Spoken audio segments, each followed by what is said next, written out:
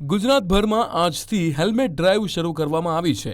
આ ડ્રાઈવ 1 મેથી 31 મે સુધી રાજ્યભરમાં ચાલુ રહેવાની છે, પરંતુ પરિપત્ર બહાર પાડવામાં આવ્યો હોવા છતાં અનેક વાહન ચાલકો હેલ્મેટ વગર જોવા મળ્યા હતા અને પોલીસને જોઈ તેઓ વિવિધ બહાના આપતા નજરે પણ પડ્યા। ટ્રાફિક પોલીસ દ્વારા નિયમ ભંગ કરનારા સામે કડક દંડનીય કાર્યવાહી હાથ ધરવામાં આવી રહી છે, જેથી લોકોમાં સુરક્ષા અંગે જાગૃતિ વધે।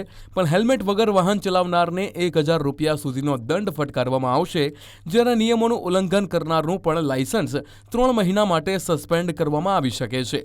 ટ્રિપલ સવારી કરતા પકડાતા વાહન ચાલકને પણ 1000 રૂપિયાનો દંડ થઈ શકે, ત્યારે વીમા વગર વાહન ચલાવનાર સામે 5000 રૂપિયાનો દંડ વસૂલવામાં આવશે।